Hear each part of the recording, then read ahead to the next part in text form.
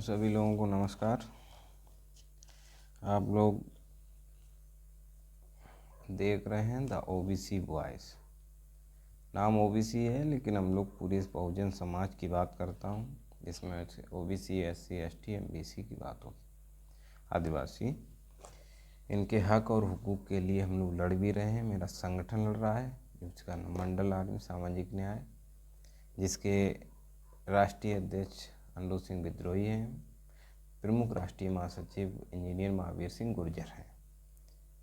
वो महावीर सिंह गुर्जर जो हमेशा अपने बहुजन समाज के हक हुकूक के लिए रोड मैक्सिमम सड़कों पर रहते हैं।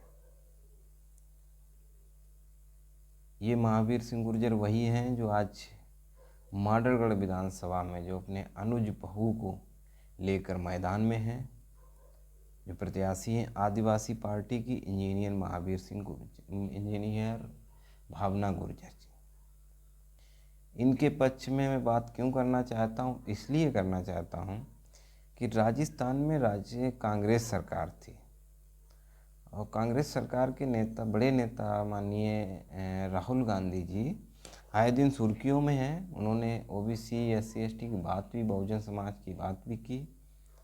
उन्होंने सदन में भी बोले हैं कि बताइए, सेक्रेटरी जो देश चलाते हैं इसमें कितने ओबीसी हैं।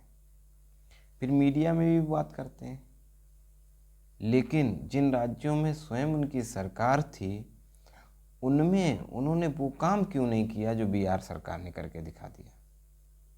इसके मतलब आप सिर्फ मुंह से, जुबान से बहुजन हितैषी बनना चाहते हो, ये गलत बात है। क्योंकि अब वो समाज नहीं रहा है जो 20-30 साल पहले था। माइक पे खड़े होके बोलाते थे, नेता चला जाता था, बोलाता था और बस चले आए। अब जनता हर मिनट अपडेट है। आप ये बताइए, बिहार राज्य में ना बीजेपी की सरकार है, ना कांग्रेस की सरकार, और ना इन दोनों के समर्थन की सरकार है। आज वो तीसरा ऑप्शन है बिहार में। स्वतंत्र होकर उन्होंने सामाजिक न्याय को पे काम किया है। उस सरकार ने जातीय जनगणना करा के अपने राज्य में आज ओबीसी के आरक्षण को बढ़ाया, एससी के आरक्षण को बढ़ाया, एसटी के आरक्षण, पूरे बहुजन समाज को सम्मान दिलाया। और उनका ये भी कहना है कि आगे और भी बढ़ाएंगे। लेकिन ये मुद्दा जो है ये केंद्रीय स्तर का है।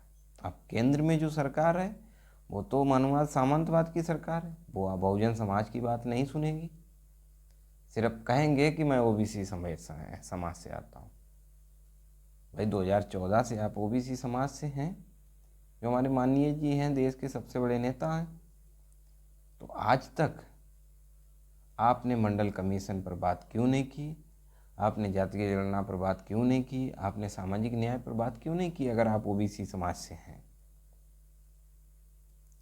दूसरी बात, आपने इतना बेवकूफ़ देश की जनता को समझते हैं, आपने खड़े होकर ये अनाउंस किया कि मैं 15 लाख हर व्यक्ति के खाते में जाएगा। कहाँ चला गया 15 लाख? मतलब जनता को ना देकर हम लोगों का मानना है कि 15 लाख 140 करोड़ जो हमारी देश की जनता है, इस सब का 15 लाख गुणा करो, शायद वही इस आय आज अडानी अंबानी की हो गई।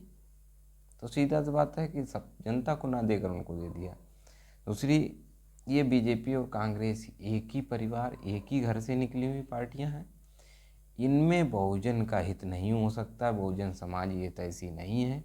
इसलिए हम जनता से अपील करते हैं कि अपनी विधानसभा में, आपकी राजस्थान में जो भीलवाड़ा ज़िले की जो माडरगढ़ विधानसभा है, तो इसमें 8 से 9 दिन मैं घूमा भी हूँ। जिन गाँव में गया हूँ वहाँ की जनता, आदिवासी समाज की जो जनता है वो समझती है कि हाँ, इस बार हमें तीसरा ऑप्शन के साथ जाना है। और वो भी ऐसा ऑप्शन है तुम्हारे सामने जो शिक्षा के क्षेत्र में उनके पास जितना है धन संसाधन, उस लेवल का वो पहले से व्यक्ति काम कर रहा है। तो मेरा आज जनता से अपील है कि जो व्यक्ति, क्या चाहिए जनता को? शिक्षा, स्वास्थ्य और क्या चाहिए? रोजगार चाहिए। तो जो इन पर काम कर रहा है, जिसने प्रूव किया है, और दूसरी बात प्रत्याशी एग्रीमेंट लेकर घूम रहा है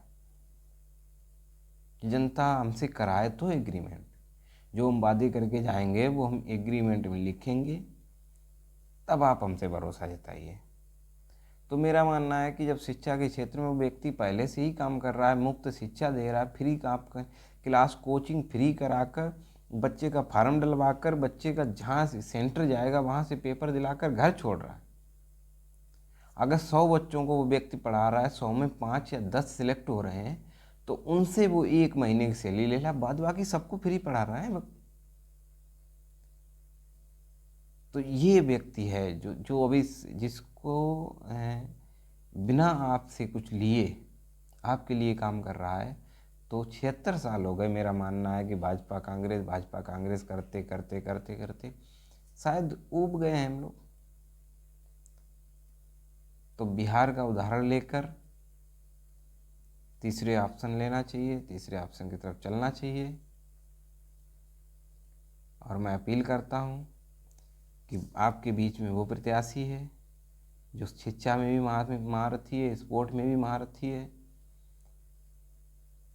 और क्या चाहिए, सबसे पहला अगर आप शिक्षित हो जाएंगे, हर व्यक्ति चाहता है मेरा बच्चा शिक्षित हो जाए, शिक्षित हो जाएगा वो रोजगार पालेगा, अच्छा स्वास्थ्य इलाज करा लेगा, क्योंकि उसको जानकारी हो जाएगी कि कहाँ पर किस प्रकार से मेरा इलाज होता है। और जब इस मानसिकता के इस वैचारिक लोग जब सदन में जाएंगे तो कानून बदले जाएंगे। जो अभी तक सामंतवाद मनवाद का जो गठजोड़ चल रहा है ये टूटेगा कि कुछ परसेंट के लोगों के पास सारी ज़मीनें हैं, कुछ परसेंट लोगों के पास सारे उद्योग धंधे हैं, कुछ लोगों के पास वही अफीम खेती के पट्टे, चाहे तमाम काम ले लो, सब उन्हीं के पास है। और वोट लेने के बाद सिर्फ जाएंगे कि अरे नहीं है बहुजन समाज, आदिवासी समाज, फलाना समाज, ढिकाना समाज, तब सब गिनाएंगे हम सबके नेता हैं। और जीतने के बाद आपको आपके बराबर नहीं बैठा लेंगे। तो उस व्यक्ति के साथ खड़े हो जो इसके से बराबर बैठ सको, जिससे अपनी बात कर सको, जिसके कहलवा सको।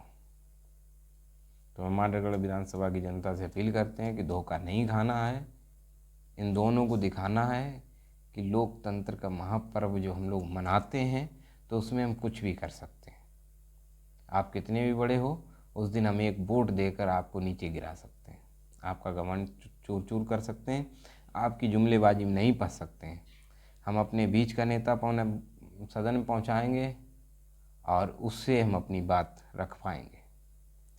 दूसरा, आपके बीच प्रत्याशी इस स्वभाव का है, कह रहा है कि अगर सदन में चले जाएंगे तो कलम से काम चलाएंगे कराएंगे, और नहीं जाएंगे, अगर जनता मेरी बहकावे में आ गई, मुझे ना बेच पाई, किसी कारण में रह गया, तो मैं रोड पे संघर्ष करके, आंदोलन धरना प्रदर्शन करके कराएंगे। जब इस वैचारिक से वो व्यक्ति आपके बीच खड़ा है, तो मैं अपनी बहुजन समाज 90% की जनता से अपील करते हैं कि उसका मनोबल डाउन नहीं करना है, उसके चेहरे पर मायूसी नहीं लानी, उसे धरने में नहीं भेजना, उसे सदन में भेजना है जो कलम से काम करा सके। इसलिए मेरी अपील है विशेषकर मांडरगढ़ विधानसभा से कि आदिवासी पार्टी जो प्रत्याशी इंजीनियर भावना गुर्जर हैं, इनको भारी मतों से विजयी बनाएं, आप अपने बीच का नेता बनाएं। जय हिंद, जय भारत, नमस्कार, धन्यवाद।